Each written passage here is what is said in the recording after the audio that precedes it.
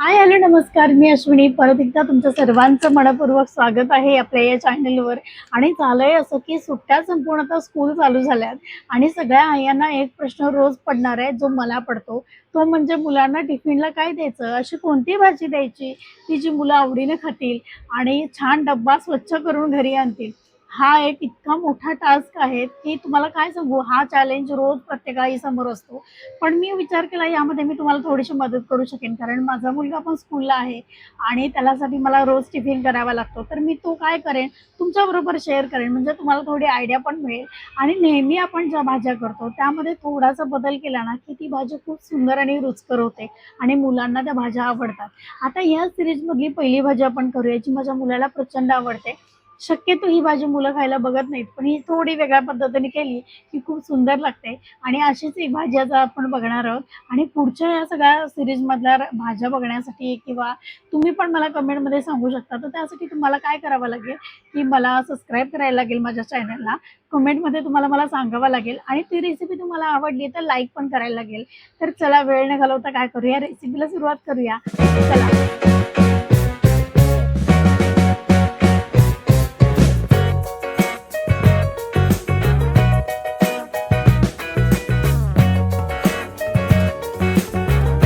छान अशी पोळी गवार मिळाली, खुडून मी स्वच्छ धुवून घेतली. आता आपण फोडणीची तयारी करूया.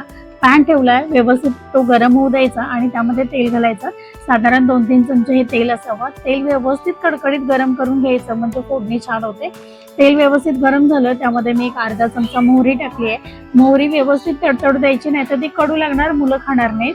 आणि आता काय करूया, त्यामध्ये जिरे टाकूया. मी थोडासा हिंग टाकलाय, दाखवायचा राहिला. हिंग पण टाका. आणि आता छान जिरे फुलले तुम्हाला दिसत आहेत. आणि आता ह्या स्टेजला आपण ह्यामध्ये टाकायचं लसूण. लसूण आपल्याला थोडासा तांबूस करायचा आहे, कारण तो कच्चा राहिला तर त्याचा तेवढा फ्लेवर येणार नाही. त्यामुळे लसूण थोडासा तांबूस करूया, फार काय आपल्याला तो करपवायचा वगैरे नाहीये. आता तुम्ही बघू शकता लसूण थोडासा परतला गेलाय. आता यावर कढीपत्ता टाकायचा. हे सगळं व्यवस्थित भाजलं गेलंय, तुम्ही बघू शकता. आणि आता ह्यामध्ये मोठा एक कांदा जो आपल्याला ह्यामध्ये घालायचा आहे. हा कांदा आपल्याला खूप शिजवत बसायचा नाहीये, थोडासा मऊ करून घ्यायचा इतकंच, कारण आपण ही गवारी फक्त वाफेवर करणार आहोत. त्यामुळे त्याचं होतं काय, छान टेस्ट त्याची टिकून राहते, फ्लेवर खूप सुंदर लागतात. पाणी टाकल्यावर त्याचं टेस्ट बदलते, त्यामुळे आपण पाण्यावर नाही, फक्त वाफेवर ही गवारी शिजवणार आहोत. तर आता काय करूया, हा कांदा व्यवस्थित भाजून घेऊया. फार भाजायचा नाहीये, फक्त थोडंसं आपण तो गरम कांदा फक्त आपल्याला मऊ होईल एवढा शिजवून घ्यायचा आहे. आता त्यासाठी काय करूया, यामध्ये थोडंसं मीठ टाकून घेऊया. तुम्ही आता कांद्यापुरतं पण मीठ टाकू शकता किंवा पूर्ण भाजीला पुरेल इतकं मीठ सुद्धा तुम्ही टाकू शकता. तर मी आता पूर्ण भाजीपुरतं मीठ टाकलंय. तुमच्या अंदाजाने तुम्ही मिठाचं प्रमाण, तिखटाचं प्रमाण कमी जास्त करू शकता. त्याला थोडंसं मीठ टाकल्यामुळे काय होतं, ही कुकिंग प्रोसेस जरा लवकर होते. आणि आपल्याला शाळेची गडबड असते, टाइम लिमिट असतं, त्यामुळे ह्या पटपट होण्यासाठी ह्या छोट्या छोट्या ट्रिक्स आपण यूज करायच्या.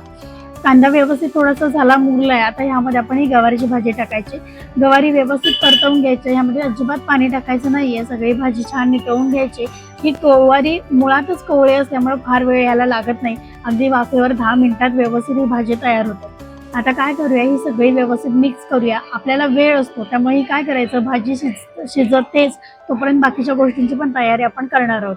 तर आता काय करूया, हे छान 1-2 मिनिटं परतवून घ्यायचं, ह्यावर झाकण ठेवायचं आणि ही भाजी आतल्यात मुरू द्यायची. कांद्याला आपलं पाणी सुटतं आणि त्यामुळे काय होतं, ही भाजी छान परतली जाते किंवा गवारी आतल्यात व्यवस्थित शिजते, अगदी वाफेवरच. आता ही व्यवस्थित परतते 2-3 मिनिटं, ह्यावर मी झाकण ठेवते. हे सगळं झाकण होतं तोपर्यंत मी साईडनं कणिक वगैरे मळून घेतली होती, म्हणजे चपातीची तयारी होईल. आता तेवढं झालं, त्यानंतर मी परत एकदा झाकण काढून बघितलं, थोडी वाफ आली आहे, अजून थोडी बऱ्यापैकी शिजायला लागेल. त्यामुळे काय करते, 1-2 मिनिटं परतते आणि परत एकदा 1-2 मिनिटं त्यावर झाकण ठेवते. आणि थोडीशी जी काही उरलेली कच्चेपण आहे तो पण यामधला तर निघून जाईल. उरलेली कामं असतात ती पण पटापट करून घ्यायची, म्हणजे नाश्त्याची वगैरे शॉर्ट ब्रेकची तुम्हाला तयारी करायची असेल ती सुद्धा होते एवढ्या वेळात. तर आता काय करूया, मी झाकण काढून तुम्हाला दाखवते. 2-3 मिनिटानंतर ही गवारी व्यवस्थित शिजली गेली.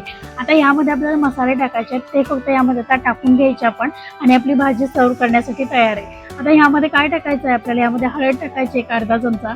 तिखट मिठाचं प्रमाण तुमच्या आवडीनुसार तुम्ही कमी जास्त करू शकता. आता हळद टाकली मी. यामध्ये आपलं जे घरचं तिखट असतं ते तिखट मी वापरले. कोणता पण तुम्ही जे घरात साठवणीतला जे मसाला वापरत असाल तो त्यामध्ये टाकला तरी चालेल. आणि आता यामध्ये टाकायचं दाण्याचं कूट. हे दाणे भाजून घेतले होते आणि मग त्याचं असं भरडं कूट केलं, अगदी पावडर करायची नाही. आणि ते 3 चमचे मी यामध्ये टाकणार आहे आणि व्यवस्थित परतवून घ्यायचं. ह्यामध्ये एक्स्ट्राचे कोणतेही मसाले तुम्ही वापरू नका. जेवढं बेसिक मसाल्यांमध्ये ह्या भाज्या होतात तेवढ्या त्या सुंदर होतात. त्यामुळे खूप सारे मसाले यामध्ये टाकून त्याची मूळची जी चव आहे ती बिघडवायची नाहीये. तर तुम्ही बघू शकता ह्याला आता छान आपण काय करूया, मिक्स करून घेऊया. त्याला छान कोटिंग लागेल भाजीला त्या शेंगदाण्याच्या कुटाचं. त्यासाठी काय करायला लागेल आपल्याला, परत एकदा